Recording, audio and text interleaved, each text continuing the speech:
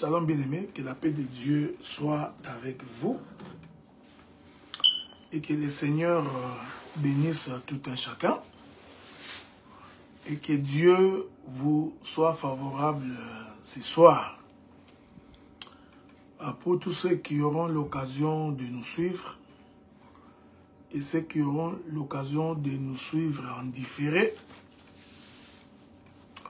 nous proclamons la paix de Dieu dans vos maisons. Nous disons que le Seigneur vous assiste, que le Seigneur vous garde et que le Seigneur vous protège. Comme j'avais promis, il était question que nous fassions l'émission Le ministre face au peuple avec le frère Sam. Mais malheureusement, comme j'ai déménagé, je ne suis plus à Gatineau. Donc notre programme et les transports nous a fait défaut. Voilà pourquoi j'ai saisi l'occasion pour faire l'émission La trompette de la vérité. Cela fait très longtemps que nous n'avions pas eu l'occasion de vous parler, tout simplement parce que nous sommes très occupés. Et ces occupations-là nous empêchent de fois de pouvoir partager avec vous la parole. Alors quand nous avons des occasions comme celle-ci, nous saisissons ces occasions pour pouvoir vous parler de la parole du Seigneur. De quoi il va être question ce soir? Nous parlerons d'abord de l'excommunication, des conditions, des modalités qui peuvent conduire à une excommunication. Une fois que nous aurons fini de poser ce diagnostic-là, nous parlerons également de la possibilité ou de la probabilité pour que l'excommunié puisse retourner. Ensuite, nous parlerons de la contestation. Parce qu'aujourd'hui, il y a beaucoup d'excommunications et beaucoup de gens contestent les excommunications. Alors nous allons observer avec la Bible pour voir quelles sont les conditions pouvant entraîner qu'un excommunié conteste une décision. Et lorsqu'il conteste la décision, qu'est-ce qui s'ensuit? J'aime la Bible parce que la Bible répond à toutes les questions.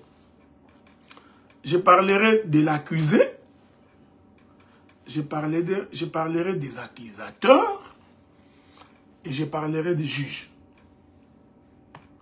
Alors je voudrais vous demander d'abord de me suivre avec beaucoup d'attention parce que nous sommes dans le ministère doctoral. Et en tant que tel, nous allons donner beaucoup de détails en ce qui concerne cette notion de l'excommunication. Il est d'abord important de saisir la notion de la lèpre. C'est pourquoi je voudrais d'abord que nous puissions lire quelques écritures. Ok? Nous allons lire d'abord quelques écritures. Il y en a beaucoup en ce qui concerne la lèpre. Mais nous allons d'abord voir qu'est-ce que la Bible dit lorsqu'il y a la lèpre dans la maison d'Israël. C'est pourquoi je voudrais pour commencer prendre une écriture. Et ça va nous permettre de pouvoir comprendre d'abord à quel moment nous pouvons parler de l'excommunication. Il est important de saisir que ce que je vais dire ne sera pas une approche exhaustive, ça ne sera pas une approche holistique. C'est pour dire que je n'ai pas la prétention de cerner toute la problématique. Mais je crois être à mesure de cerner les grandes lignes. Ok, c'est très important. Alors, pour commencer,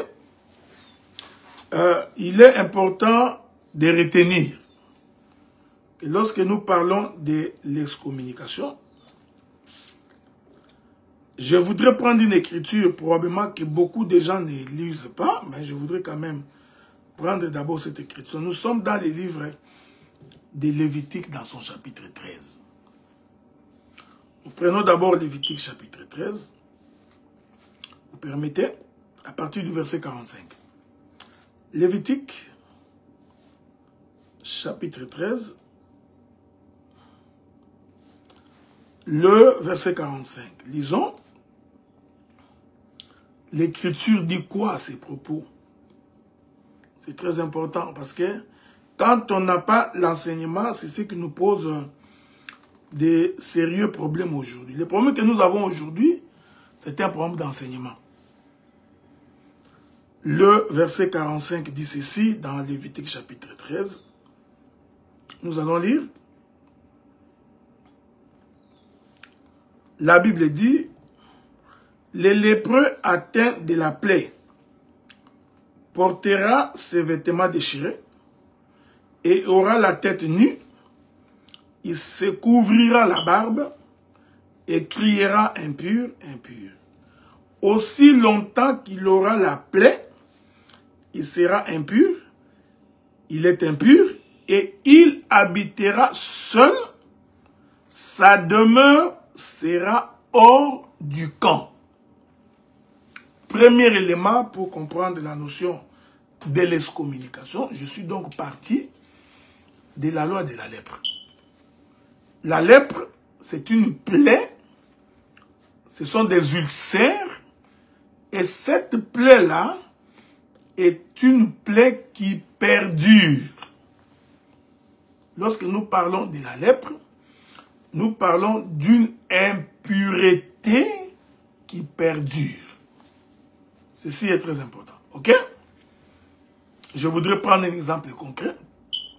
Celui qui vit la vie du péché de façon répétée, nous pouvons considérer que c'est un lépreux, un voleur attitré, un impudique attitré, un idolâtre attitré, un diviseur attitré, un calomniateur attitré. Donc c'est tout celui dont le péché devient une vie. Il est important de préciser que la lèpre est pour les enfants d'Israël, ok? Nous ne parlons pas des païens, parce que cette loi de la lèpre ne les concerne pas. Alors la Bible dit que si la plaie perdure, c'est-à-dire que si le péché devient une vie, on peut considérer que cette personne-là est un lépreux. Alors, le Seigneur, dans sa législation, a ordonné que cette personne-là soit mise en dehors du camp. Pour deux raisons. La première raison, c'est pour éviter que celui qui a la lèpre puisse contaminer les camps. Parce que s'il contamine les camps, la guérison devient difficile. Ok?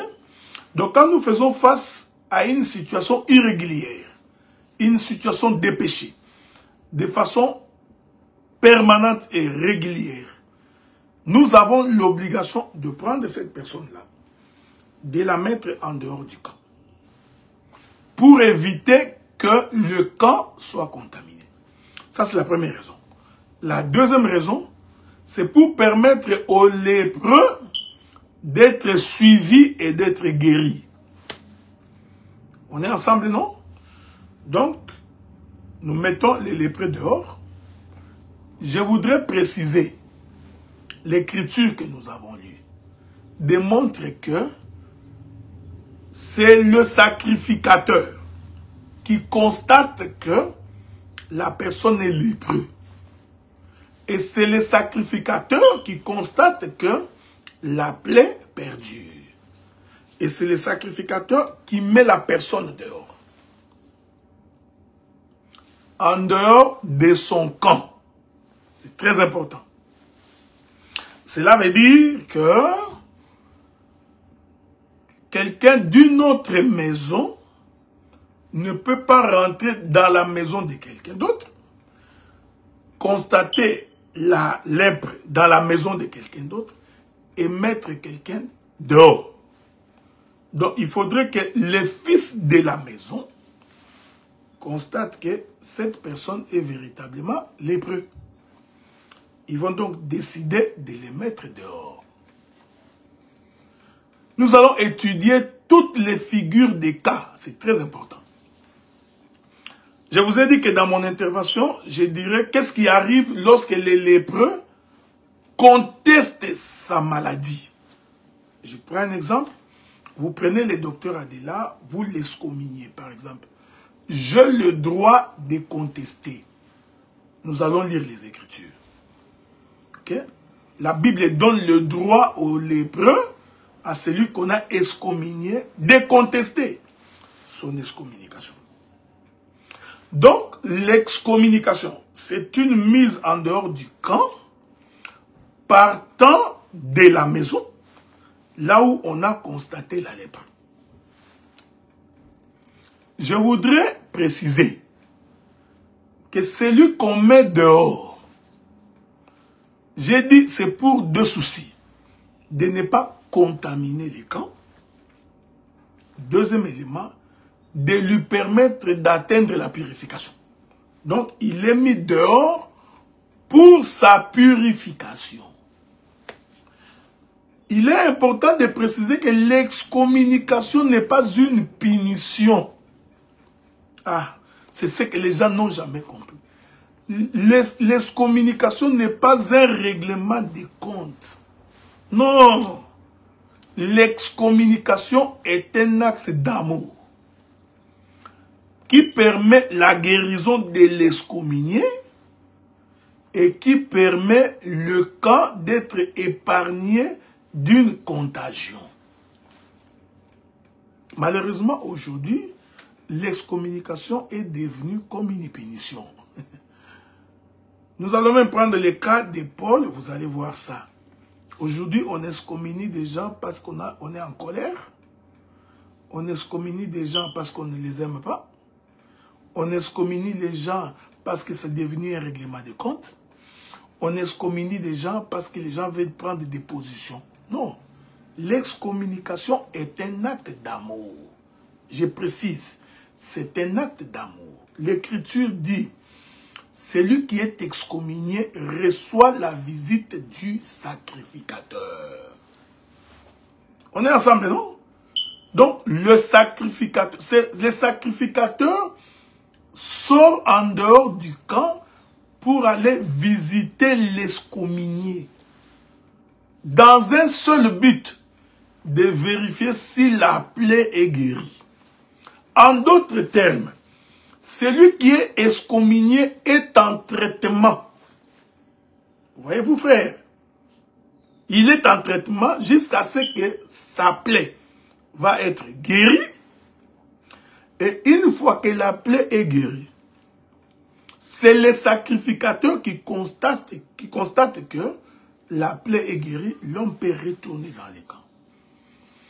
Je vais vous éviter des révélations, des prophéties, parce que vous savez que nous en avons l'habitude, ok? Je vais vous éviter ça pour ne pas prendre beaucoup de temps.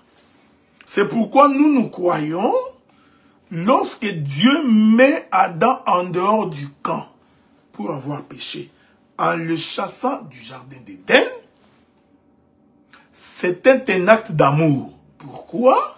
Parce que premièrement, il a chassé Adam en lui revêtissant de la peau de l'animal. Nous sommes en train de dire cette peau de l'animal qu'on revêtit Adam, c'était tout un traitement. Ok? Voilà. C'est ça le sacrificateur qui sort pour aller vérifier la plaie de l'excommunié. Et Dieu dit, mettons les chérubins à la porte du jardin pour empêcher l'homme de rentrer. Donc Dieu savait que cet Adam que j'ai chassé ne peut pas demeurer éternellement dehors. Il doit retourner.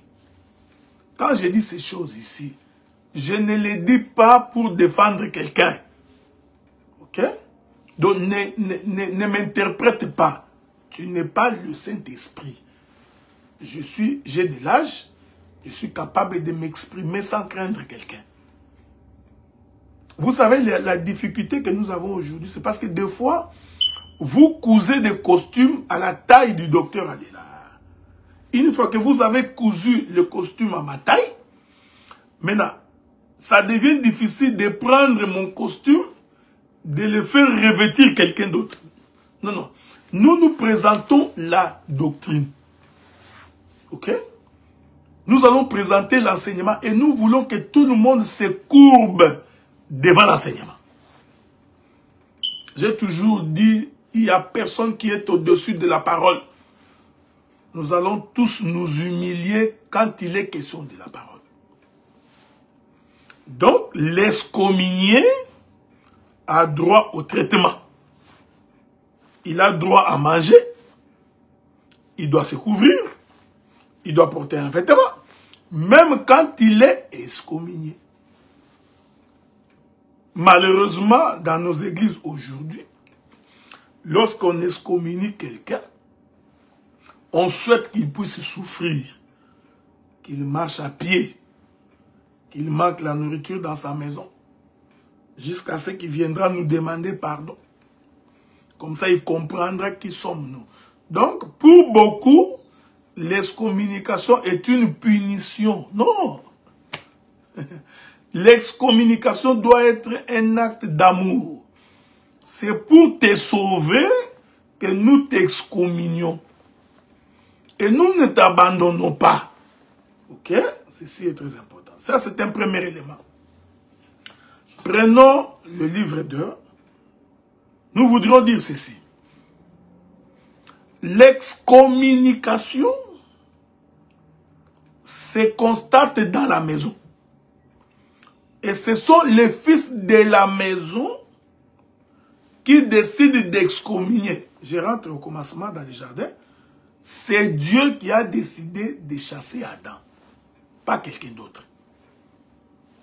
Maintenant, est-ce qu'un autre prédicateur d'une autre église peut-il excommunier quelqu'un d'une autre église?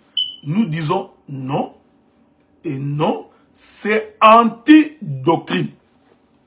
Donc, si aujourd'hui, quelqu'un se trouvant à Paris, à Bruxelles, en Allemagne, en Italie ou que sais-je encore, décide parce que j'ai commis un forfait, de là où il décide de m'excommunier, c'est un homme qui ne comprend pas la Bible.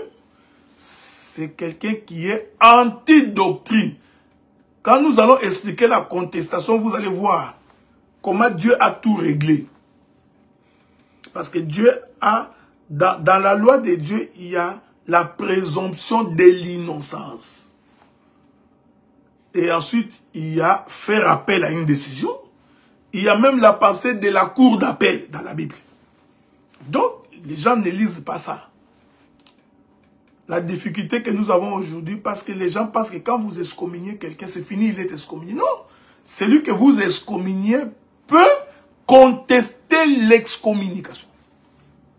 Et lorsqu'il conteste une excommunication, la décision de l'excommunication doit être suspendue. Laissez-moi répéter ça, parce qu'on va lire l'écriture. Quand quelqu'un est excommunié, et que la personne conteste cette excommunication, il dit, le jugement porté sur moi est un jugement inique. Pas unique, hein, inique. Ça, c'est l'iniquité. Le jugement porté contre moi est un jugement non fondé. Dès qu'il conteste ça, automatiquement, la suspension ou l'excommunication est suspendue. Nous allons lire la Bible. Prenez vos Bibles dans les livres de Deutéronome. Nous allons prendre les livres de Deutéronome. Souffrez avec moi. Nous allons trouver cette écriture-là. Je suis dans les livres de Deutéronome. Permettez, hein, je cherche l'écriture. Le chapitre 17. Deutéronome, chapitre 17. Deutéronome, chapitre 17. Nous allons lire à partir du verset Deutéronome 17. Oui, souffrez. Je voudrais que nous puissions lire cette écriture-là pour que les gens comprennent exactement de quoi il est question. Deutéronome chapitre 17, je crois à partir du verset 8. Lisons, hein, à partir du verset 8. Voilà. Deutéronome 17 à partir du verset 8. Prenez vos Bibles, lisons les Écritures. Beaucoup de gens font des choses qu'ils ne comprennent pas. Lisons. Si une cause relative à un meurtre, à un différend ou à une blessure te paraît trop difficile à juger. Ok? Je crois que c'est là que je vais commencer. Oui. Te paraît très difficile à juger et fournit matière à contestation. Vous avez l'écriture? Prenez vos Bibles. Vous savez, il y a beaucoup de gens qui prêchent la doctrine ici, mais qui ne maîtrisent pas la doctrine. Hein? Je réponds. Si une cause relative à un meurtre, à un différend, à une blessure, te paraît trop difficile à juger et fournit matière à contestation dans tes portes, tu t'élèveras et tu monteras au lieu que l'Éternel ton Dieu choisira. Tu iras vers les sacrificateurs, les Lévites, et vers celui qui remplira alors la fonction du juge. Tu les consulteras et ils te feront connaître la sentence. Je vais d'abord me limiter là. Vous décidez de m'excommunier. Je conteste cette excommunication. J'en ai le droit. La Bible dit, si je conteste ça, je me lèverai pour aller voir le sacrificateur, qui sont des juges. Ce sont des juges au-dessus des juges qui m'ont jugé. Ok? Et je vais vous démontrer la faiblesse que nous avons aujourd'hui. Pourquoi il y a trop de désordre dans les milieux des assemblées. Je vais vous démontrer ça. Dès que je m'en vais voir le sacrificateur et les Lévites, et que je leur dis, la décision prise sur moi est injuste. Dès que je conteste, automatiquement, la décision qui a été prise sur moi est suspendue. Pourquoi? Parce que je me suis référé à d'autres juges pour pouvoir contester ce qui a été pris comme décision sur moi. Donc, nous sommes très étonnés. Je vais revenir là-dessus. Que vous trouvez une église décide d'excommunier un frère ou une sœur. Les autres églises vont acter, même si la personne excommuniée conteste. Non, ça c'est anti-doctrine. Je vais d'abord revenir là. Je reviendrai parce qu'il y a beaucoup de choses à dire là-dessus. Hein, il y a beaucoup de choses à dire là-dessus. Donc, même si un collège d'une assemblée quelconque décide d'excommunier un frère ou un ministre, si le ministre conteste en allant voir les sacrificateurs, automatiquement cette décision-là est mise en sursis. C'est-à-dire, ça doit s'interrompre. Et aussi les juges qui ont traité du dossier et aussi se dessaisissent automatiquement du dossier. C'est l'écriture. Est-ce que vous comprenez ce que je dis? Je prends des exemples pour que nous puissions nous faire comprendre.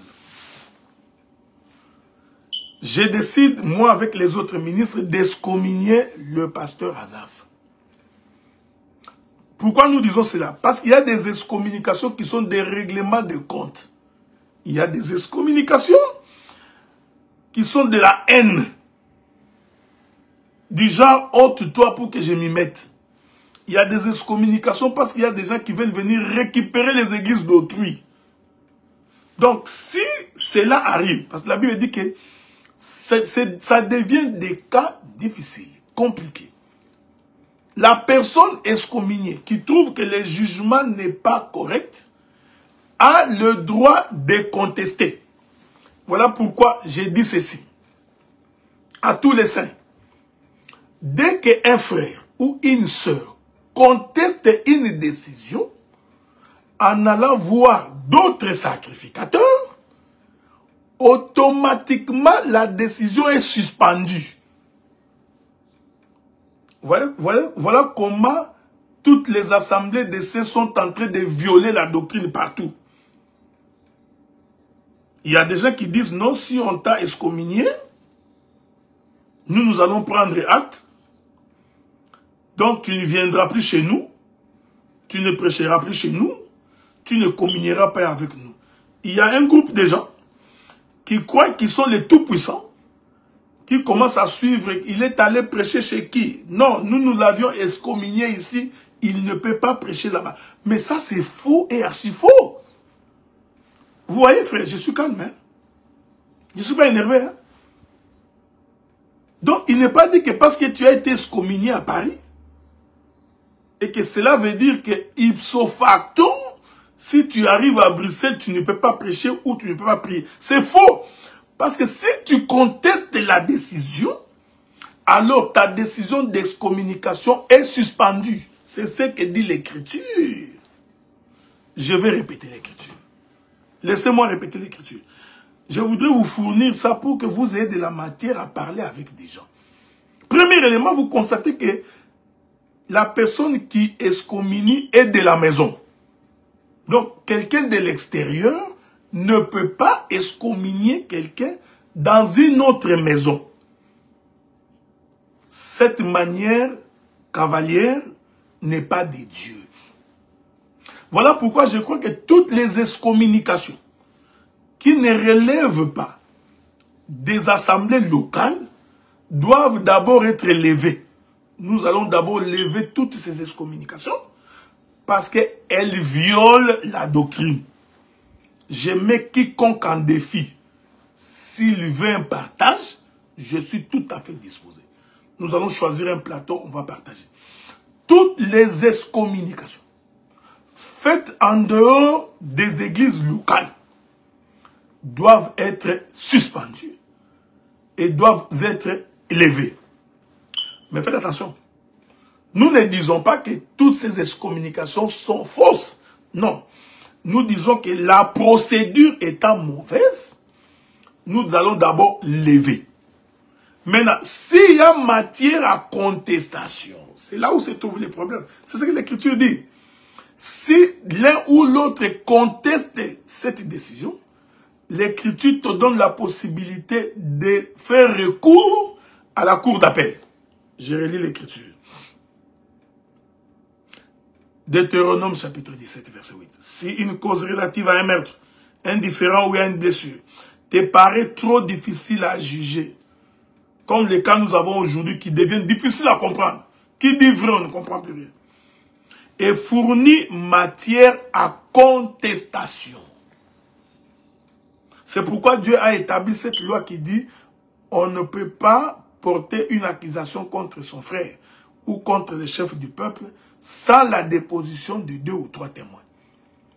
Pour éviter que l'homme dise que c'est faux. Donc, on a besoin de plusieurs témoins pour confirmer que la chose est vraie. Mais l'écriture que j'ai lue, la Bible dit que fournit matière à contestation. Donc, quelqu'un peut contester son excommunication.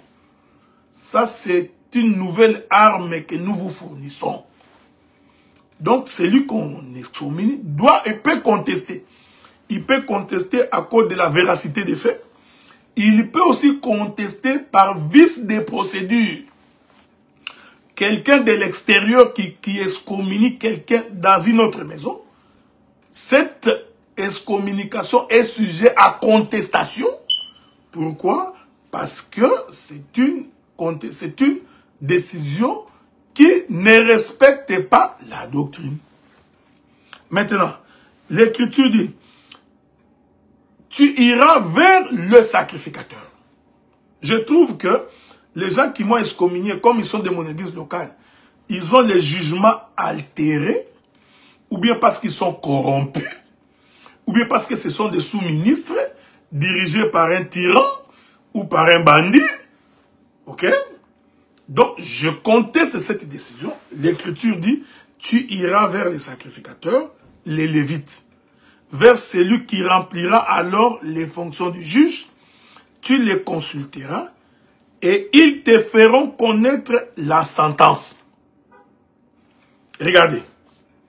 Tu te conformeras à ce qu'ils te diront dans les lieux que choisira l'Éternel.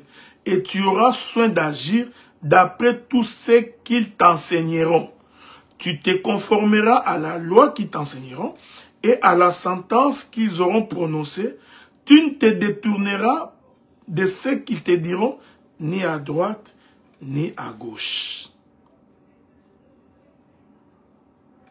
Je réponds. Donc, quelqu'un peut contester une décision d'excommunication. Lorsqu'il conteste, la décision est suspendue. C'est-à-dire, tant qu'on n'a pas trouvé la solution, tant que les juges n'ont pas encore statué, prononcé sur la matière à contestation, la décision de l'excommunication est suspendue. C'est-à-dire, n'est pas d'application. Pourquoi? Parce que le présumé accusé est allé consulter les juges de la cour d'appel. Il a porté son affaire en appel. D'ailleurs, à cette époque-là, c'était soit à Silo, soit à Jérusalem. Je vous donnerai les Écritures. Pourquoi? Parce que on peut avoir des mauvais juges, des gens qui ne t'aiment pas. Ils ont une idée contre toi. Ils cherchent l'occasion de te renverser. Alors, dès qu'ils ont trouvé une opportunité, ils peuvent te renverser. Mais en te renversant, tu peux contester. Pour dire non, ce qu'ils ont fait là, ce n'est pas normal. Maintenant, quand tu vas consulter le juge en fonction du sacrificateur, celui-là va t'entendre. Ok? Il va t'entendre, tu vas t'expliquer. Et il va aussi entendre la partie adverse. Et le juge va statuer. Quand les juges statuent, il n'y a plus de recours. C'est-à-dire, la décision qui va être prononcée, même si cela ne t'arrange pas, tu es obligé de l'accepter. Même si la décision prononcée n'arrange pas l'église qui t'a excommunié, l'église qui t'a excommunié a l'obligation d'accepter cette décision. Voilà, c'est la Bible, frère. Mais aujourd'hui, on excommunie les gens en cascade. Quelqu'un se réveille le matin, excommunié. Et toutes les églises prennent acte. Voici encore une violation de la doctrine. Objet, excommunication du frère Yannick pour motif d'immoralité. C'est un exemple que je prends. Nous communiquons à toutes les assemblées des saints. Nous communiquons à toutes les églises des saints de ne pas communier avec ses frères parce qu'il était excommunié. Non. Si les frères contestent, votre décision est suspendue. Donc voilà pourquoi nous disons, si quelqu'un arrive chez moi et qu'il a été excommunié quelque part, et que la personne me dit, non docteur, cette décision, je l'ai contestée. Automatiquement, j'ai le droit de recevoir cet homme. Pourquoi? Parce qu'il a contesté cette décision. Maintenant, il faut aller voir la cour d'appel. C'est-à-dire, il faut aller voir les juges. Je vais vous dire pourquoi nous avons des difficultés. Parce qu'aujourd'hui, nous n'avons pas de juges. Donc, ce que j'ai dit là est très important. Je reviens. Je voudrais prendre l'écriture de l'apôtre Paul. Je ne sais pas si je vais d'abord prendre ça ou j'ai trouvé une autre écriture pour vous démontrer la chose. Attendez. Attendez.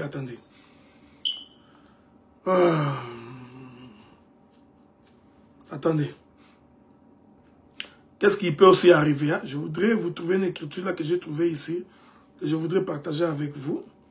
C'est très important. C'est très important. Je crois que c'est dans les livres de 1er Samuel, si je ne me trompe pas. Laissez-moi vous trouver cette écriture-là, c'est très important. Et nous allons devoir continuer. Pourquoi? Parce qu'il y a des collèges qui font l'abus du pouvoir. Nous prenons le livre de 1 Samuel chapitre 2 par exemple. 1 Samuel chapitre 2. Souffrez. 1 Samuel chapitre 2. 1 Samuel... Je suis en train de chercher le verset, ok? Ne vous en faites pas. 1 Samuel, le chapitre 2. Je crois que c'est à partir du verset 12, si je ne me trompe pas. Attendez.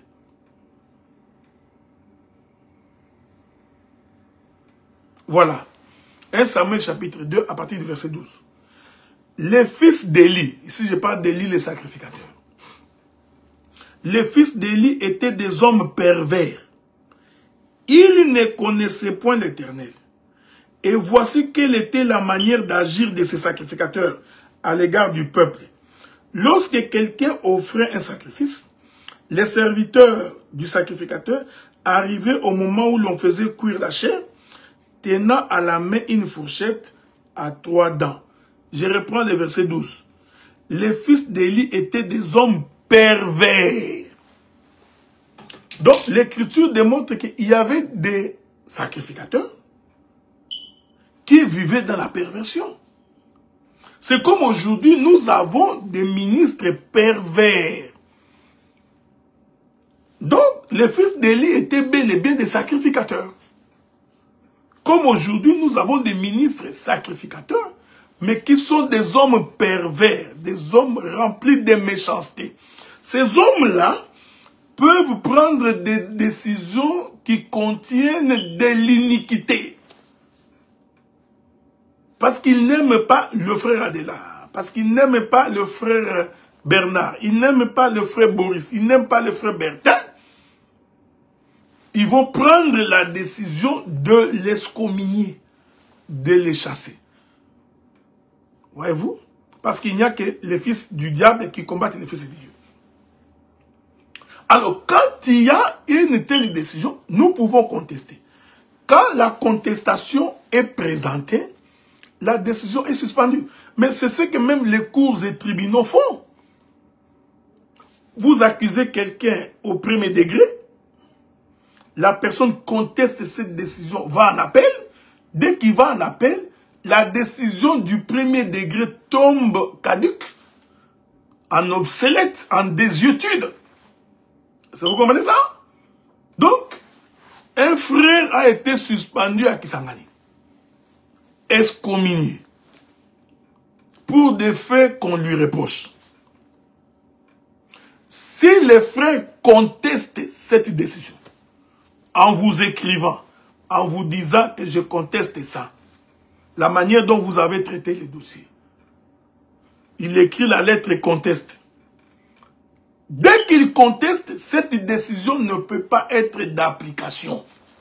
Voilà pourquoi s'il vient vers moi, le docteur Adélard, sachant que la décision est en contestation, j'ai le droit de recevoir cet homme. S'il est ministre, il a le droit d'être reçu et de prêcher.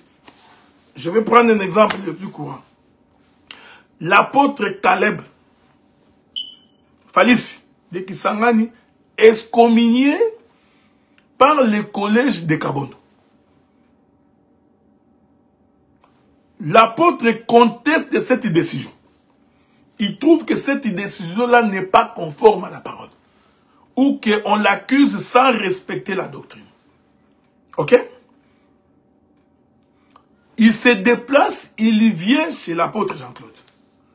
Comme l'apôtre Caleb a contesté, c'est l'écriture, Vous savez la difficulté que nous avons aujourd'hui, nous ne voulons pas respecter l'écriture. Les gens qui crient à longueur de journée qu'ils connaissent la doctrine, j'ai compris qu'ils ne connaissent pas la doctrine. Je voudrais dire ceci. Toutes les personnes qui ont excommunié les autres en dehors de leurs églises locales, ce sont des gens qui ont violé la doctrine de notre Seigneur. Ils sont en abomination avec Dieu. C'est comme j'ai dit, je mets quiconque en défi. Maintenant, si les frères contestent la décision, ils contestent, et qu'il s'en va quelque part, là où il va, on doit les recevoir tant que la décision est en contestation. Est-ce que vous comprenez? Donc, il n'est pas déclaré lépreux, il n'est pas encore déclaré excommunié, parce que la décision est en contestation. Puisqu'il est en contestation, jusqu'à ce que les juges, les souverains sacrificateurs, ou les sacrificateurs qui font fonction de juge, va statuer sur les cas. S'il ne statue pas sur les cas, cette décision reste suspendue. C'est comme ça que nous avons des gens. On lui soumet un dossier en traitement.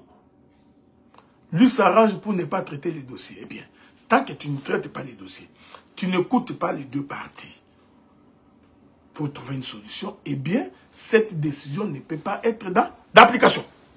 Voilà pourquoi nous croyons que tout ministre étant suspendu quelque part, dès qu'il soumet la contestation, à moins que tu acceptes la décision. Si tu acceptes la décision, dans ces cas-là, nous allons nous plier à la décision prise par l'église locale. Vous comprenez, hein? C'est très important. Mais la contestation peut aussi ne pas venir de l'excommunié. Vous voyez? La contestation peut aussi venir des autres ministres. C'est-à-dire, nous regardons, nous jugeons que cette décision est unique. Hein? Je précise pas unique, l'iniquité. Donc, cette décision est injuste. Nous, ministres de la parole, nous pouvons contester cette décision. Une fois que nous la contestons, la décision est suspendue.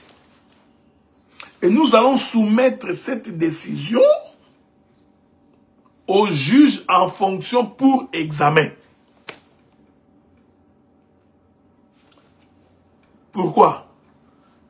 Parce que si la personne a été accusée faussement, il faut que les accusateurs également soient jugés et condamnés. Les collèges qui a excommunié également quelqu'un faussement, ce collège-là également doit être sanctionné. Mais si la personne qu'on accuse, il est avéré que ces accusations sont vraies, la personne aussi doit être condamnée. Mais qui prononce la condamnation, ce n'est ni l'accusé, ni l'accusant. C'est lui qui prononce la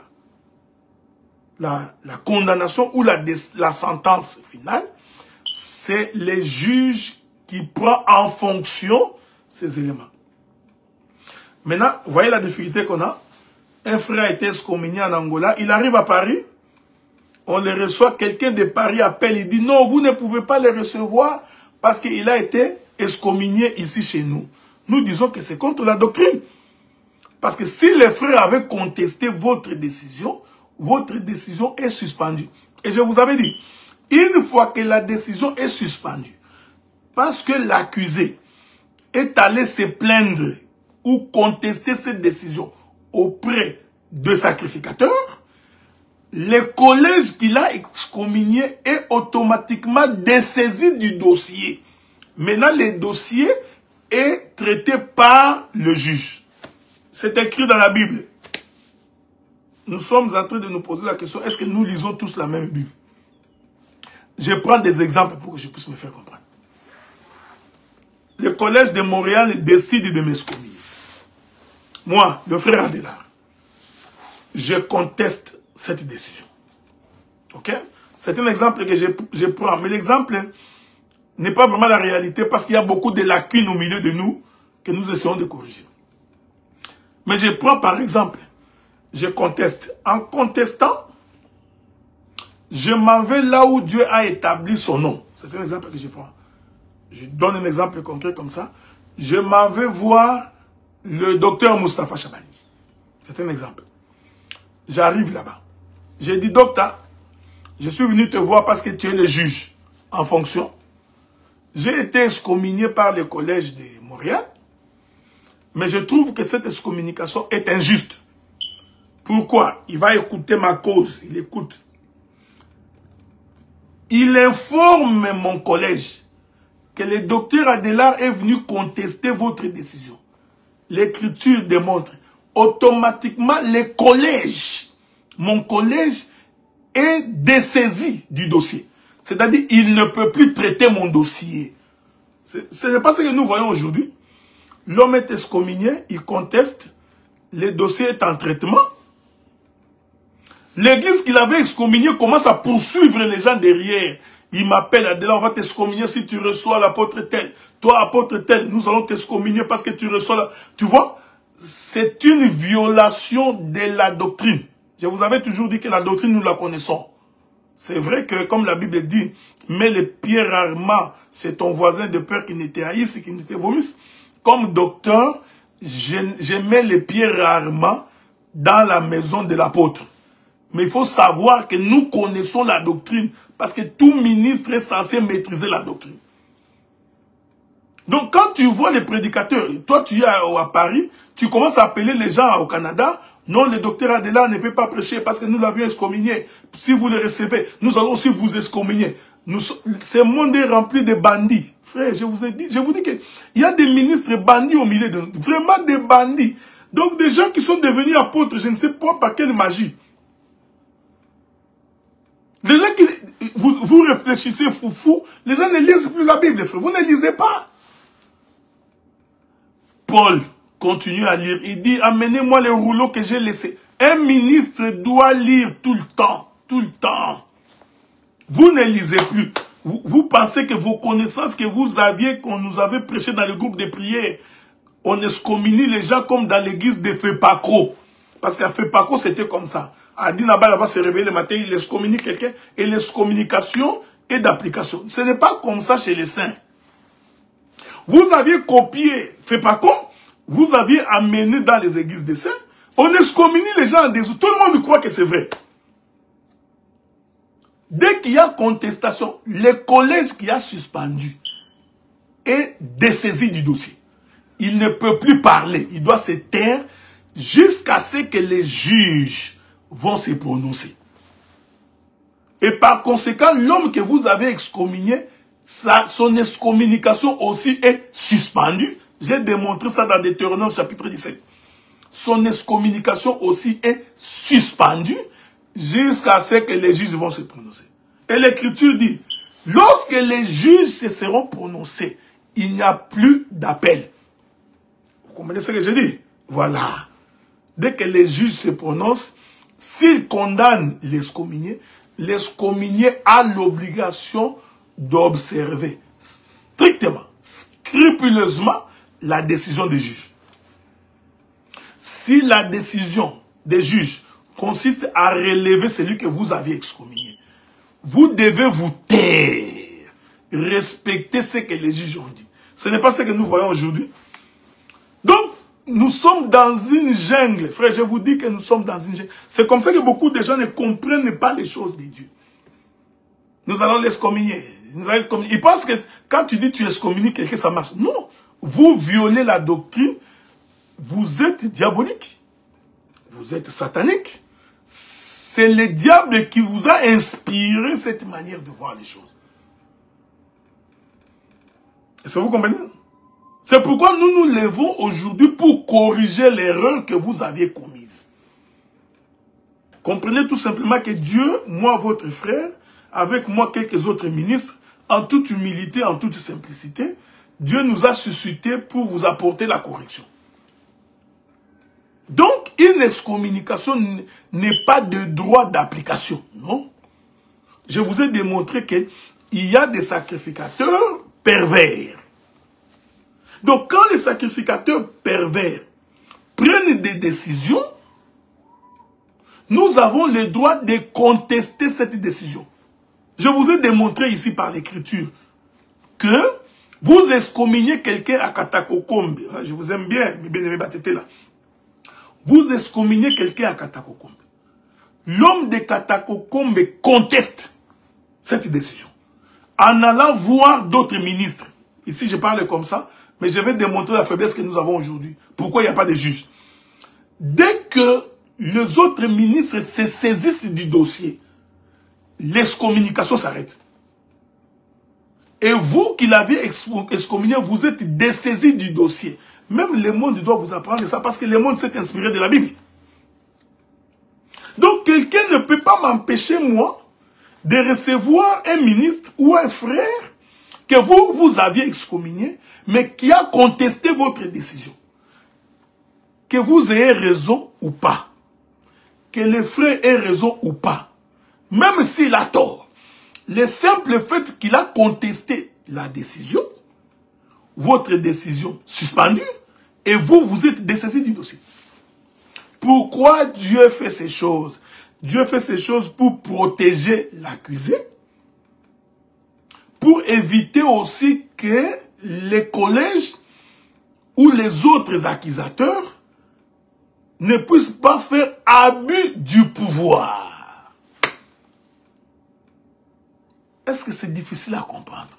Non, c'est pas difficile. Les gens sont animés de mauvaise foi.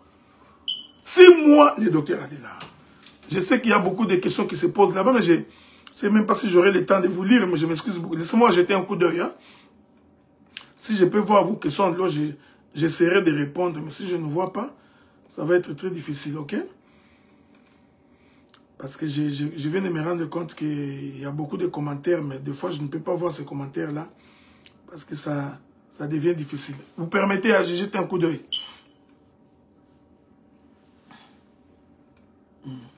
Ok. Merci beaucoup, ma bien-aimée sœur Nathalie. Merci beaucoup, mon bien-aimé l'apôtre Jean-Claude Kassoy. Je reprends ça. C'est très important ce que je vous dis. Donc nous avons au milieu de nous beaucoup d'apôtres, mais qui ne maîtrisent pas la doctrine. Nous avons beaucoup de pasteurs, de docteurs, de prophètes. En fait, nous avons vécu pendant des décennies dans une ignorance terrible. Tout ce que les gens connaissent, c'est excommunier quelqu'un. Vous ne pouvez pas excommunier quelqu'un comme ça. Je vous ai démontré que l'excommunication doit venir. C'est pourquoi la Bible prévoit que s'il y a différent, allez voir les juges de la ville la plus proche. Nous allons y revenir sur ces questions-là si le Seigneur nous prête vie. Je prends les livres des Corinthiens. Je prends les livres des Corinthiens. Que dit le frère Paul? Je voudrais vraiment que... Je suis en train de vous dire que l'excommunication n'est pas une punition. Vous en avez fait une punition pour régler des comptes aux gens. Ça n'a jamais été ainsi. Laissez-moi lire une écriture. Dans les livres des 1 Corinthiens. Que dit le frère Paul? Je suis dans les livres des 1 Corinthiens chapitre 5. Nous allons lire ça calmement. Ok? Écoutez ce que Paul dit. Premier verset. Calmement, avec vous tous ensemble. On entend dire généralement qu'il y a parmi vous de l'impudicité. Une impudicité telle qu'elle ne se rencontre même pas chez les païens. C'est au point que l'un de vous a la femme de son père. Vous êtes enflé d'orgueil. Vous n'avez pas été plutôt dans l'affliction. Vous voyez, hein? Vous n'avez pas été dans l'affliction. Ici, Paul ne reproche pas celui qui a pris la femme. Je ne sais pas si vous comprenez. Est-ce que vous lisez la Bible avec moi? Ici, Paul, les gens que Paul traite d'orgueilleux là, ce n'est pas celui qui a pris la femme de son père. Non, non, non, non, non. Les gens que Paul traite d'orgueilleux, ce sont les gens qui condamnent celui qui a pris la femme d'autrui, la femme de son père. Et il dit pourquoi? Parce que vous aviez manqué la compassion. Vous aviez manqué la miséricorde. Écoutez. Afin que celui qui a commis cet acte fût ôté des milliers de vous. Je ne sais pas si vous comprenez ce que je dis. C'est-à-dire que Paul dit, l'ôter, le mettre en dehors du milieu de vous, c'est un acte d'affliction. C'est avec beaucoup de peine. Il est merveilleux, le Dieu que nous servons. Je vous avais expliqué pourquoi il doit être mis en dehors. Pour deux raisons. Première raison, pour éviter la contagion. Deuxième raison, pour prévoir la guérison possible de cet homme. On est ensemble. Regardez. Pour moi, ça c'est Paul qui parle. Paul, c'est lui qui a prêché à Corinthe. Il dit, pour moi, absent de corps, mais présent d'esprit, j'ai déjà jugé comme si j'étais présent. Donc, un ministre peut émettre un jugement. Le frère tel, c'est un impudique attitré. C'est un jugement. Mais écoutez comment Paul dit. J'ai déjà jugé comme si j'étais présent. Celui qui a commis un tel acte. Au nom du Seigneur Jésus-Christ. Vous, c'est comme ça qu'il a commencé. Vous et mon esprit étant ensemble. Paul n'a pas dit moi et vous. Ou moi et vous. Permettez. Non. Paul commence par dire vous. Parce que Paul était respectueux de la doctrine. Est-ce que vous comprenez ce que je dis? Donc Paul était respectueux de la doctrine. Il dit vous et moi. Vous et mon esprit étant ensemble avec la puissance de notre Jésus-Christ. Qu'un tel homme soit livré à Satan pour la destruction de la chair, afin que l'esprit soit sauvé au jour du Seigneur. C'est ce que je vous avais dit quand j'ai commencé. Donc, l'excommunication doit relever de l'église locale. Donc, si je m'en vais à Toulouse, je commets des forfaits à Toulouse, et que l'on m'attrape, on réunit les preuves contre moi. Ces preuves-là doivent être envoyées à mon église locale. Voici ce que le docteur Adelaar a fait quand il est arrivé ici. Mon collège va examiner et trouver que oui, le docteur Adelaar, c'est ce que tu as fait. Livré. Nous te livrons à Satan. Ça marche. Voilà pourquoi on a des difficultés. Vous livrez quelqu'un, son église locale n'est pas au courant, mais l'église locale va contester. Ça devient des autres. C'est vous qui avez semé les désordres. Ce n'est pas de votre faute. C'est la faute de l'enseignement. Voilà pourquoi les gens qui se réclament des pères aujourd'hui, qui se réclament être au-dessus de tout le monde, ils sont déficitaires de l'enseignement. Et ça pose un sérieux problème dans la marche. Bon, à supposer que mon église locale, comme ils m'aiment beaucoup, ils me défendent même dans des bêtises, décide de ne pas me livrer à Satan. Ça peut arriver. Je vous ai donné l'écriture de 1 Samuel chapitre 2. C'est-à-dire les sacrificateurs pervers. Les juges iniques. Comme on en a beaucoup aujourd'hui qui sont corrompus. À cause d'un $100, d'un $200, il est corrompu. Les yeux fermés. Il ne voit plus le mal. Donc ça peut arriver que mon collège étant corrompu par moi, parce que je leur donne l'argent, j'ai imposé des mains à tous les petits, comme les Azaf, là c'est moi qui les ai imposé les mains, tout ça, ils sont devenus mes pires petits. Donc ces gens-là peuvent dire, nous n'allons pas l'exposer, nous on ne va pas les livrer, même si il est attesté qu'il a vraiment commis les péchés. Toi tu es notre frère, reste ici. La Bible répond à la question. La Bible dit, les gens qui m'accusent, comme cela pose un sujet à contestation, parce qu'il y a des juges iniques, ils ont l'obligation d'aller saisir la cour d'appel. C'est ce que l'Écriture dit. Vous devez aller saisir les juges en fonction pour lui dire, très cher juge, nous avions soumis un dossier au collège de l'université 83. Après avoir examiné, on s'est rendu compte que le traitement des dossiers a été un traitement de façon légère et que la doctrine a été violée. Dina a été violée au milieu de nous. Nous te saisissons ou nous vous saisissons pour traiter ces dossiers. Dès que nous saisissons les sacrificateurs ou les juges en fonction, automatiquement, mon excommunication proposée, suspendue, l'église locale aussi est dessaisie du dossier. Il est dessaisi du dossier pour que les juges traitent les dossiers avec équité. Vous voyez, frère? Donc, aujourd'hui, vous pouvez excommunier quelqu'un à Paris. Si la personne que vous excommuniez conteste, je peux le recevoir ici. Ceci est très important. Je répète ça. S'il conteste votre décision, moi je le dois. C'est pourquoi nous avions dit à Jacques-Claude Kassoahi, il avait raison de recevoir Caleb. Vous pouvez crier comme vous voulez, mais c'est la doctrine. C'est ça le problème. Vous pouvez ne pas nous aimer, ne pas aimer tel, ne pas aimer. Je peux ne pas vous aimer, mais j'ai un problème, c'est que je dois me soumettre à la doctrine. Donc la doctrine voudrait que lorsque quelqu'un est saisi, a saisi une cour supérieure pour contester sa décision, automatiquement cette décision tombe. C'est ce qu'on a fait avec moi ici.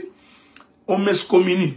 Je leur dis que cette excommunication est en désaccord avec les Écritures.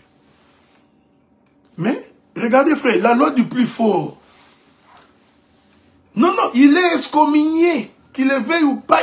Non, je suis en train de contester cette excommunication. Même si vous trouvez que je suis orgueilleux, je suis arrogant, je suis vantard, que cela vous importe peu. Cela n'est pas le problème. Le problème, c'est que le fait que j'ai contesté, automatiquement, l'excommunication doit cesser. Malheureusement, nous avons des gens qui ne maîtrisent pas la Bible. C'est pourquoi nous n'avons pas honte de dire que vous ne maîtrisez pas les Écritures. Les gens qui crient là ne maîtrisent pas l'Écriture. J'ai même entendu quelqu'un qui dit que non, tu vois, le docteur Adélard, le problème avec le docteur Adélard, c'est qu'il est faible en doctrine. Non, non, non, non. C'est vous qui ne comprenez pas les doctrines. Si on vous invite pour un débat, vous allez voir comment vous aurez des difficultés. Dès que j'avais contesté, cette décision devait s'arrêter. Écoutez maintenant. Les personnes qui m'accusent devaient être dessaisies. À cette époque-là, c'était tous les ministres qui étaient dans le groupe qu'on appelle les orateurs. Et tout cela, automatiquement, devrait être dessaisi du dossier. C'est-à-dire, ils ne pouvaient plus traiter de mon cas. Parce que je suis en train de les récuser. Parce qu'on peut récuser un juge. Voyez-vous? Donc, nous appelons les frères tels pour aller traiter un dossier à Beni. Si les concernés disent non, nous ne voulons pas de lui, les juges est récusé. Est-ce que vous comprenez ce que nous disons? Maintenant, quelle est la faiblesse que nous avons aujourd'hui? La faiblesse aujourd'hui, c'est que nous n'avons pas de juges. Voilà pourquoi c'est la loi du plus fort qui règne. Donc moi, le docteur Adila, je peux me réveiller le matin, j'excommunie quelqu'un. Nous sommes arrivés comme autant de juges. Tu m'excommunies, je t'excommunie. Tu m'excommunies, nous allons nous excommunier mutuellement. Mais nous violons tous la doctrine. Nous violons tous la doctrine. Nous avons soumis un dossier au collège pour examen. Nous avions accusé un certain nombre de gens. Nous avions soumis. Nous attendons la décision. Si nous nous rendons compte qu'il y a complaisance dans la gestion du dossier, l'Écriture nous donne le droit d'aller saisir les juges. Et en même temps, le dossier est suspendu. Cela veut dire en d'autres termes, tant que le dossier est en traitement, la personne n'est pas excommuniée, mais la personne aussi, à un moment donné, attend la décision finale. Et les gens qui l'ont accusé aussi attendent. C'est pourquoi vous voyez, quand on arrête quelqu'un qui a volé, vous le jugez, vous le condamnez. Dès qu'il appelle, il fait l'appel. Hein? Donc, comme on dit en termes juridiques. Hein?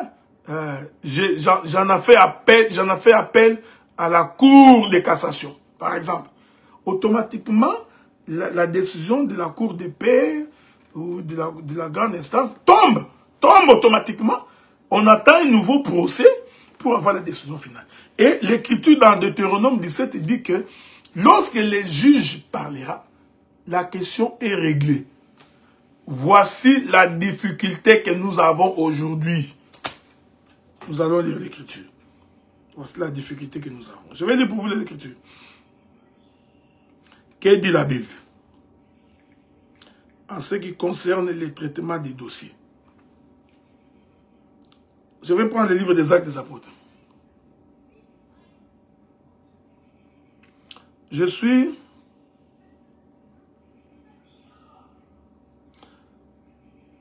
dans le livre des Actes des Apôtres, chapitre 4. La Bible dit ceci. Le lendemain, je suis dans le verset 5. Le lendemain, les chefs du peuple, les anciens et les scribes s'assemblèrent à Jérusalem. Avec Anne, le souverain sacrificateur, Caïphe, Jean, Alexandre et tous ceux qui étaient de la race des principaux sacrificateurs. Ça, c'est un aspect. Je vais ajouter une autre écriture parce que j'en ai encore d'autres. Permettez, hein. Je voudrais aller vers Actes des Apôtres, chapitre 6. Attends. Il est écrit ceci. Actes des Apôtres. Je prends Actes des Apôtres. Le chapitre 15, je crois. Voilà. Je prends Actes des Apôtres, chapitre 15. À partir du premier verset. On peut lire ensemble, non? Voilà. Quelques hommes venus de la Judée enseignaient les frères en disant, si vous n'êtes circoncis selon les rites de Moïse, vous ne pouvez pas être sauvés. Paul et Barnabas eurent avec eux un débat et une vive discussion. Les frères décidèrent que Paul et Barnabas... C'est comme aujourd'hui nous avons un débat. Peut-on dépouiller un ministre ou on ne peut pas dépouiller un ministre? C'est indifférent. Vous savez, non, je crois que le monde est bizarre. Je vous ai lu dans les livres de Deutéronome que s'il y a un différent parmi vous, dont la solution est difficile à trouver, l'objet de la contestation, la Bible nous demande d'aller voir les juges en fonction. Non, ce n'est pas que puisque toi tu ne crois pas au dépouillement, nous allons te dépouiller. L'autre dit, puisque vous croyez au dépouillement, nous allons vous excommunier. Mais nous sommes dans quel monde? Voici la difficulté que nous avons. La Bible répond. Il y a eu débat sur la circoncision. Paul prêchait qu'il faut circoncire. Les autres disaient, on ne peut pas circoncire. Est-ce que vous croyez que les débats qu'on a aujourd'hui, c'est de maintenant? Non, ça a toujours été comme ça. Les autres contestent les dépouillements, les autres les appuient. Les gens qui disent que le dépouillement est biblique, ils croient qu'ils ont raison. Ils se comportent avec un esprit, un complexe de supériorité. En traitant tous ceux qui ne croient pas à leurs histoires de dépouillement, qu'ils n'ont pas raison. Non, ça ne doit pas se passer comme ça. Écoutez,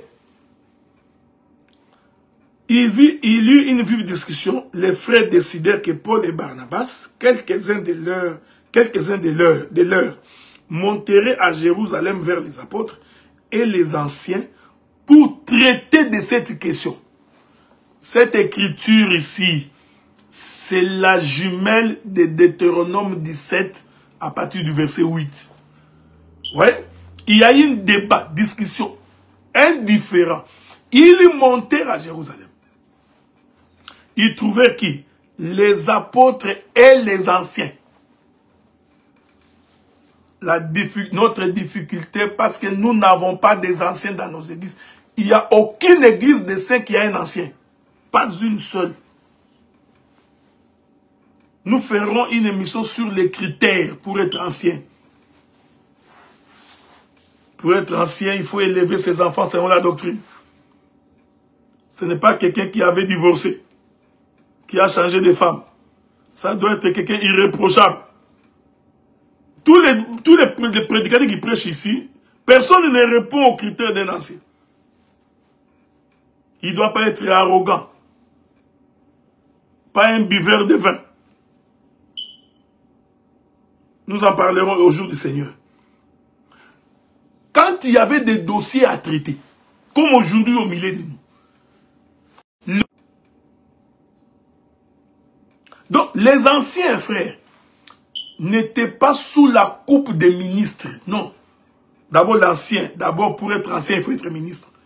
Maintenant, l'ancien, c'est quelqu'un d'irréprochable. Donc, vous ne pouvez pas, pendant que l'ancien est en train de vous juger, dire à l'ancien que toi aussi tu as fait ça. Non. Ce sont des gens de grande probité morale. Les gens de grande probité morale, c'est-à-dire les références dans les choses de Dieu.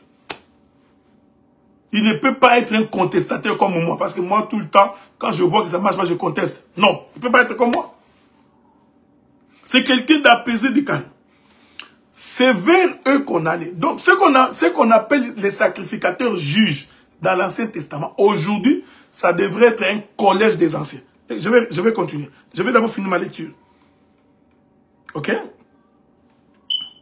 Ils montèrent à Jérusalem pour voir les apôtres et les anciens, pour traiter de cette question. Après avoir été accompagnés par l'Église, ils poursuivirent leur route à travers la Phénicie, la Samarie, racontant la conversion des païens. Ils causèrent une grande joie parmi les frères. Arrivés à Jérusalem, ils furent reçus par l'Église, les apôtres et les anciens. Regardez, même Paul, qui n'avait pas marché avec les pierres, même Paul, qui n'était pas avec les Barnabé, comment c'est Barnabé? J'ai oublié son nom. Qui n'était pas avec les Thomas. Mais quand il était question d'une contestation, même Paul est monté pour aller voir les anciens et les apôtres. Pour exposer. Je vais vous dire une chose, frère. La décision des anciens est irrévocable et incontestable. Même si tu n'es pas d'accord. Malheureusement, c'est ça la loi de Dieu. Même si les juges disent que le docteur Paulin a raison, même s'il est attesté que le docteur Paulin n'avait pas raison, puisque les juges ont dit que Paulin a raison, nous allons tous nous soumettre même quand on n'est pas d'accord. Ça, c'est la loi de Dieu. Voilà pourquoi quand ils sont arrivés à Jérusalem, Paul expose, on écoute, on écoute, on écoute. Les apôtres et les anciens se retirèrent. Ils prennent une décision. Ils disent, pour la bonne marche de l'église, toi Paul, partout où tu iras, tu diras aux frères de ne pas manger la viande sacrifiée aux idoles.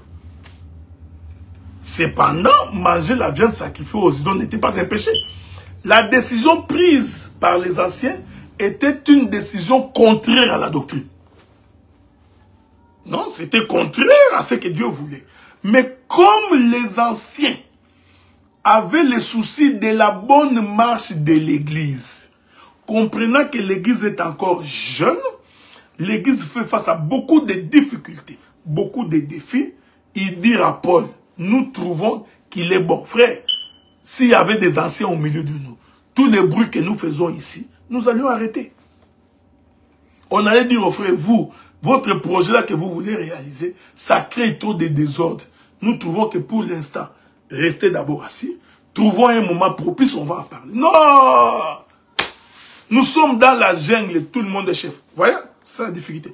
L'église ne peut pas être dirigée par un ministre, comme l'église d'Ottawa est dirigée par le docteur Adélard. L'église de Montréal est dirigée par le pasteur Marcel. En réalité, c'est un déficit de l'enseignement. Ouais, c'est ça l'avantage que moi j'ai par rapport à vous. Je ne peux pas me mettre dessus. Logiquement, il faut qu'un ministre, quand il travaille, qu'il soit capable d'établir les anciens. Les anciens vont gérer tous les conflits qu'il peut y avoir entre les ministres. Je suis en conflit avec l'apôtre Frank Yemba. Nous irons vers les anciens. Les anciens vont traiter. Et c'est vous comprenez ce que nous... Donc, la Bible que vous voyez, mes frères, a répondu à toutes ces questions. Mais malheureusement, tout le monde viole la doctrine. Les hommes forts violent la doctrine. L'homme se réveille le matin, je t'excommunie. L'excommunication est devenue comme une épée de Damoclès sur la tête des gens. Si tu continues, toi, je vais t'excommunier. Parce qu'il croit que l'excommunication est une punition. Est-ce que vous comprenez ce que nous disons? Mais est-ce que cette Bible-là, nous la lisons avec vous? Ou vous lisez la Bible inversée? Je répète, on ne peut pas excommunier quelqu'un en dehors de l'église locale. Quel que soit le dossier que vous avez. D'abord, l'église locale. Mais le collège n'a pas le dernier mot. Voyez comment Dieu est merveilleux. Parce que Dieu sait que le collège peut être corrompu. On vous donne des 100 $, des 100 $, tout le monde ferme la bouche. Personne ne dit, même quand on voit que... C'est pourquoi l'Écriture dit que tu ne t'allieras pas vers les grands nombres pour violer la doctrine. C'est pas parce que vous êtes beaucoup que vous avez raison, non. Est-ce que vous comprenez ce que nous disons? Donc, il faut trouver des juges qui jugent avec équité. Maintenant, ces juges-là, qui jugent avec équité, le Seigneur répond à ces critères. Nous allons lire quelques critères, et puis on va finir pour aujourd'hui. Prenons. Que disent les Écritures? Je crois que je vais aller dans les livres de 1 Timothée.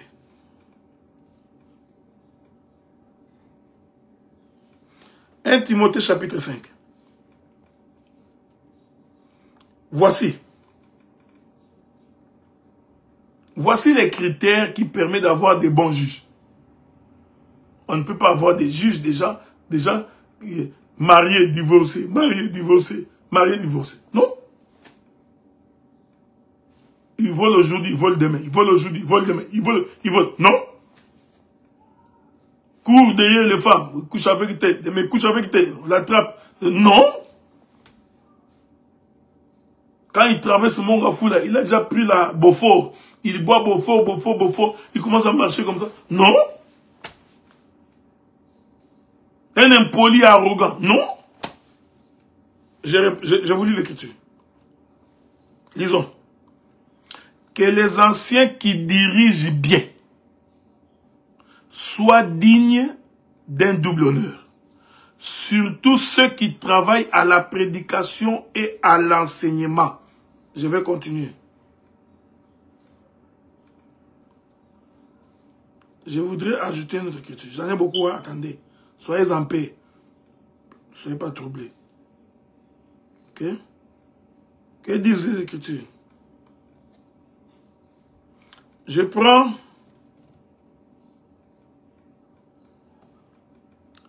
une autre écriture dans les livres de Jacques, je crois. Attendez. Vous pouvez prendre Hébreux chapitre 11, verset 2. Pour l'avoir possédé, les anciens ont obtenu un témoignage favorable. Ce n'est pas ce que je veux. Attendez. C'est Pierre qui en parle.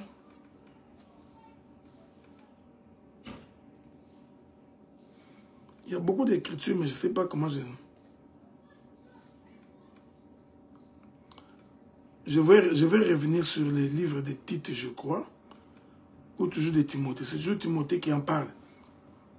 Ok? Prenons toujours le livre de Timothée. Timothée dit ceci.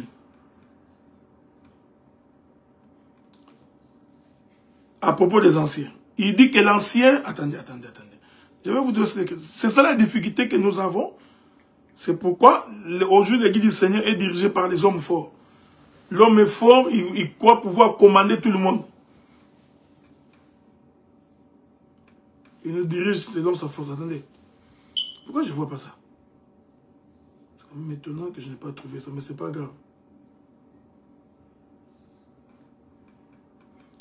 Je vous reviendrai. Si je les trouve encore, parce que... Bon, je reviendrai plus tard, parce que je n'ai pas encore trouvé cette écriture-là, où les seigneurs donnent les critères. Mais les critères les plus principaux, c'est les critères... les critères qui dirigent bien sa propre maison. Restons d'abord là. Les autres critères, on peut venir après. L'ancien... Attendez, je ne sais pas si dans Corinthiens, il y en a. Je vais retenir. L'ancien, c'est celui qui est capable de diriger bien sa maison. Donc vous comprenez déjà que la difficulté que nous avons aujourd'hui, mais qui est celui qui dirige bien sa maison? tu es incapable de nourrir ta femme, tes enfants tombent enceintes, se prostituent, tes garçons fument du cannabis, les pantalons descendent aux fesses, tu ne diriges pas très bien ta maison. Pourquoi te devenir ancien? Voilà pourquoi l'Église du Seigneur ne nous a pas préparés à devenir des anciens. Donc les anciens, ce sont des gens de grande probité morale. Donc c'est quelqu'un à qui on ne peut pas reprocher des choses dans sa maison. Non. Quand tu vois ses enfants ordonnés selon la doctrine, tu vois sa femme ordonnée selon la doctrine, tu le vois lui-même, tu vois que c'est un homme. Mais je vous pose la question. Regardez tout autour de vous. Qui peut être ancien? Les gens qui prétendent vouloir diriger la communauté, qui peut être ancien? Qui peut être ancien? Ta maison n'est pas bien dirigée. Tu es tout le temps séparé avec ta femme. Tu ne sais même pas comment on élève les enfants. On voit tes enfants dans des bars, dans des boîtes de nuit. Ils ont des copains, des copines partout. Voilà pourquoi aujourd'hui nous avons des difficultés. Il n'y a donc pas un collège des anciens. Alors, le travail qu'il faudrait faire maintenant, c'est établir un collège des anciens. Maintenant, regardez. Si toutes les églises des saints, les assemblées des saints, dans chaque église, il y a des anciens. Qu'est-ce qui va arriver? Si nous avons un problème qui dépasse notre collège, à ce moment-là, nous pourrons aller vers les anciens d'un autre collège, qui sont en réalité indépendants. Voilà pourquoi je vous avais dit, cette notion de quelqu'un qui veut chapeauter tout le monde, c'est quoi? 1 Timothée chapitre 3, c'est ça, à partir du premier verset. Merci beaucoup mon bien-aimé, on va lire ça. 1 Timothée chapitre 3, à partir du premier verset, c'est ça, 1 Timothée chapitre 3. Allons voir ça.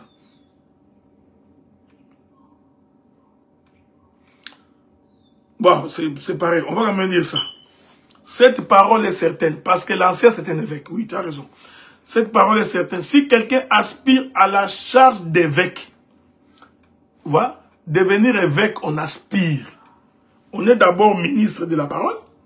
Maintenant, pour devenir évêque, il faut vouloir. Maintenant, il y a des critères.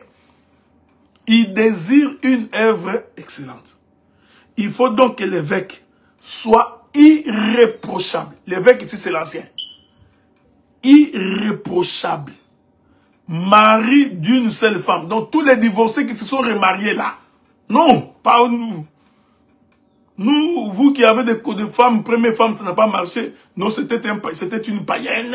Tu vois, moi je m'étais épousé à une païenne. Mais c'est pourquoi je l'ai abandonné. Tu ne peux pas.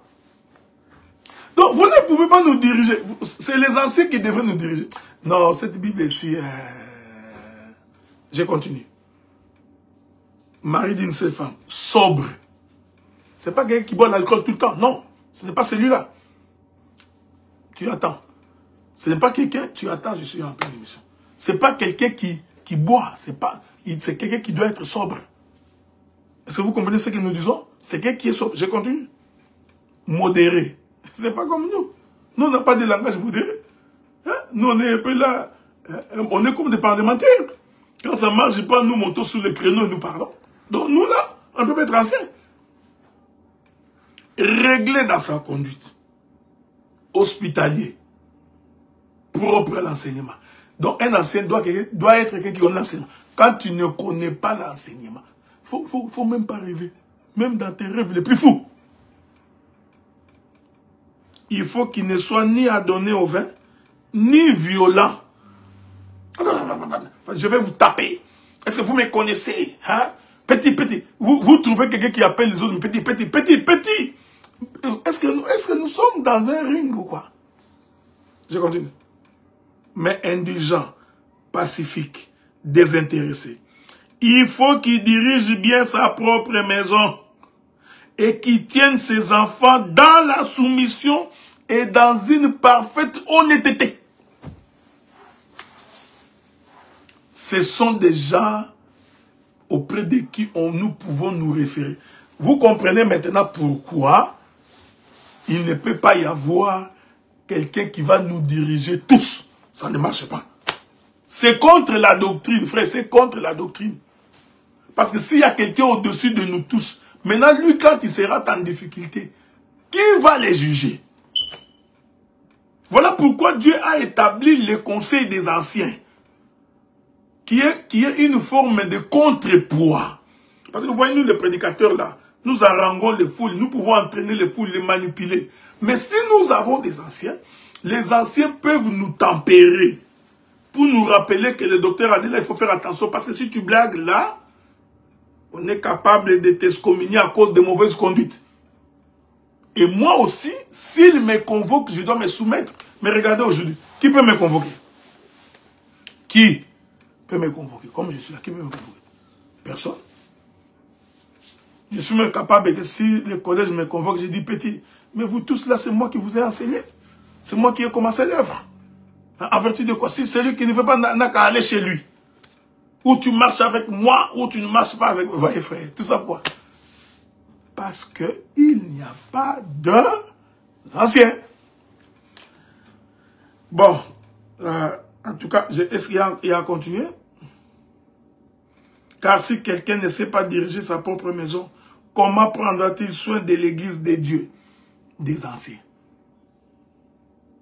Il ne faut pas qu'il soit un nouveau converti, de peur qu'enflé d'orgueil, il ne tombe sous le jugement du diable. Il faut aussi qu'il reçoive un bon témoignage de ceux du dehors. Donc, c'est-à-dire, frère, même, on doit aller même demander les païens. Oh non, tu vois ce que les gens disent là, ce sont les païens, ce sont la vie des païens. Moi ce qui m'intéresse, c'est la vie des chrétiens. Faux, et assez faux. Les païens doivent vérifier est-ce que cet homme-là, vraiment, il mérite d'être appelé ancien. Ah, j'aime ça. J'aime la Bible, hein, afin de ne pas tomber dans l'opprobre et dans les pièges du diable. Bon, telle a été mon allocution d'aujourd'hui. J'ai pris le Saint-Esprit qui vous aide. Que le Saint-Esprit vous conduise. Et que le Seigneur vous donne la paix pour pouvoir marcher dans ses voies et selon sa volonté. Voilà, je n'ai pas la prétention d'avoir tout abordé, mais j'ai essayé de cerner cette question-là. Et j'ai précisé de quelle manière il faut respecter la doctrine. Donc, vous pouvez excommunier quelqu'un là-bas. S'il conteste, nous pouvons le recevoir ici. Je n'ai pas eu le temps d'expliquer que tout ministre peut lever une sanction d'excommunication s'il constate que la lèpre est guérie. Ça, on n'a pas eu le temps d'en parler. Mais le Seigneur nous aidera, on en parlera. Que la paix de Dieu soit avec vous.